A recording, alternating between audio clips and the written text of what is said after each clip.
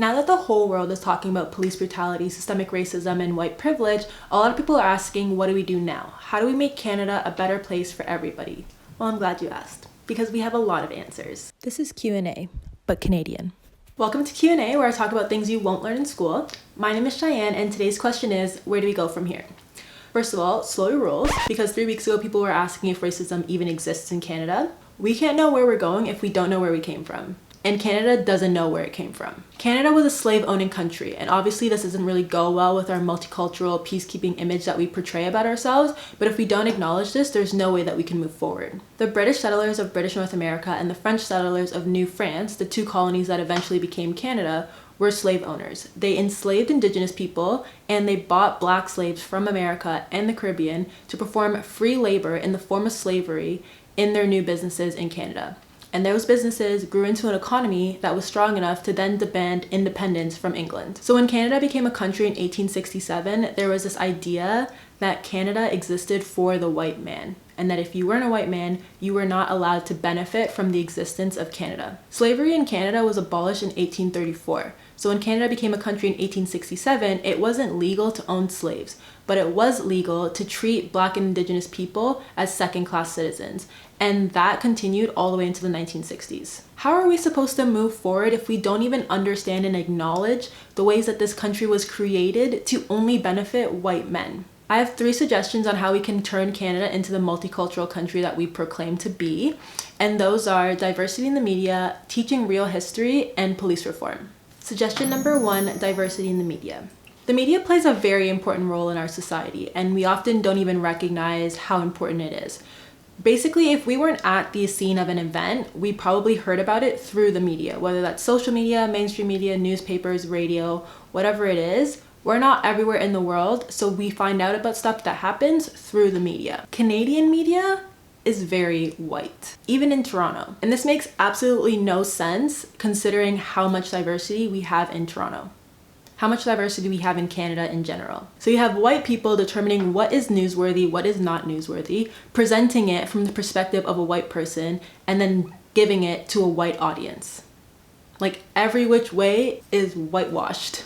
So then you get this feedback loop of white stories told by white people to white audiences that you never experience the world outside of the white perspective. You never realize that people experience the world differently than how white people experience it. The perfect example of this is the murder of George Floyd.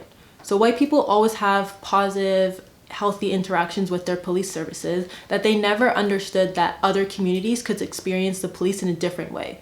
All of that changed as we saw countless unarmed Black men murdered by police officers, and then to see the murder of George Floyd on video camera, you can see both the officer and George Floyd's faces, just indisputably an encounter that a white person just could never even imagine. And for the first time, I guess white people started to realize that maybe the way they view the world isn't the way that other people view it. But they would never know that from watching white media. The fact that the media is predominantly white in Canada doesn't mean that it's racist. It just means that the media is unable to tell stories from a non-white perspective. And the only way to change that is to hire non-white people. Then you get into this problem of, well, do we hire for talent or do we hire for diversity? First of all, who told you that there isn't diverse talent? Do you really think out of all of the universities and college programs that we have in Toronto for television and film that they're just white people in those programs? Toronto does not have a diversity problem. It has an inclusivity problem. One of the only ways to make it in Canadian media is to know somebody. You have to know someone to get one of those jobs to move up.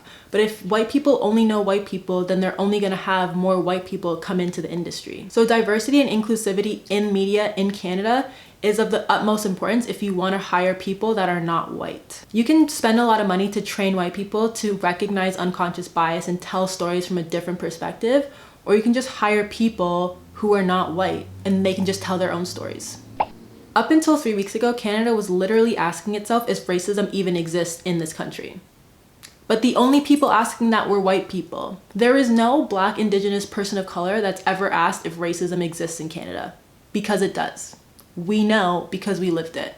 So the fact that the media is sitting here asking if it exists, if it doesn't exist, where does it exist, is it systemic, is literally the most ridiculous conversation ever. Suggestion number 2, teach real history. For the past couple of weeks, I've been trying to remember what I know of Canadian history from my public school education. And all I remember is that a bunch of English and French settlers came to Canada. There were Native Indian people here, and they came to an agreement where Native Indian people would live somewhere else so that the white people can live in Quebec and Ontario. There was an underground railroad. The Underground Railroad led to Canada, and black slaves in America could come to Canada where they'd be free. And then in 1867, Canada was invented. Somewhere between when Canada was a country and like in recent history, there was residential schools, but then they stopped that because they knew that was bad. And then in the 1980s, with Pierre Trudeau, we increased our immigration, and now we're a multicultural country.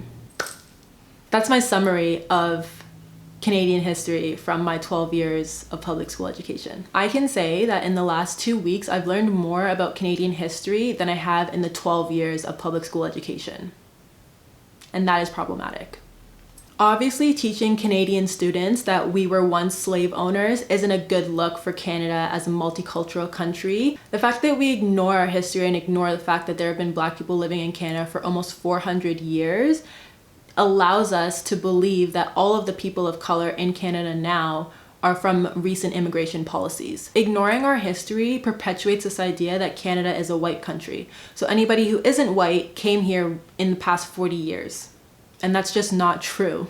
Anyone that is born and raised in Canada needs to learn in school how our country was made. Like what really happened when white people touched down in Canada for the first time. Like how is it that they rounded up all of the Indigenous people and forced them to live on Indian reserves that currently make up 0.2% of Canada's landmass? Hint, it involved a lot of murder. When we whitewash our history, when we ignore certain parts of our history in favor of an image that is just a multicultural Canada, it allows us to ignore how racism operates in this country. And then when we're faced with it, in moments like now, we don't even know where to start because we have no context for this behavior. Now, as part of my own self-education, I have to go buy books to learn about my own history because my schools didn't teach me the proper history.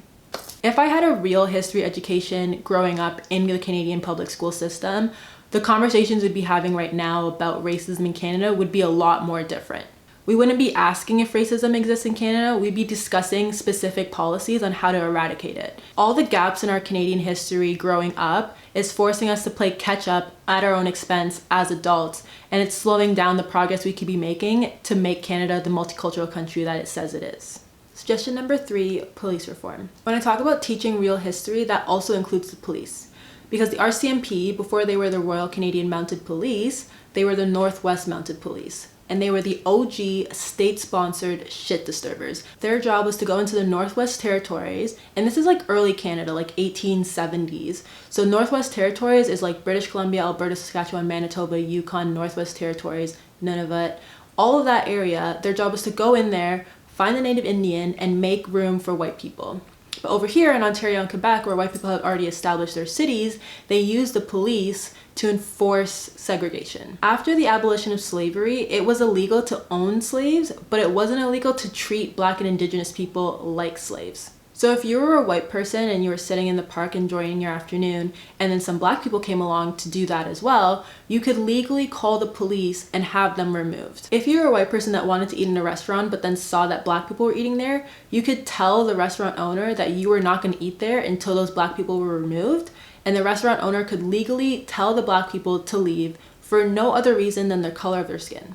What segregation did was take an entire race. Actually, it's different because in Canada, we systematically segregated Indigenous people and Black people. So it was like 2 birds in 1 stone. Took Black people and Indigenous people and made them out of sight and out of mind.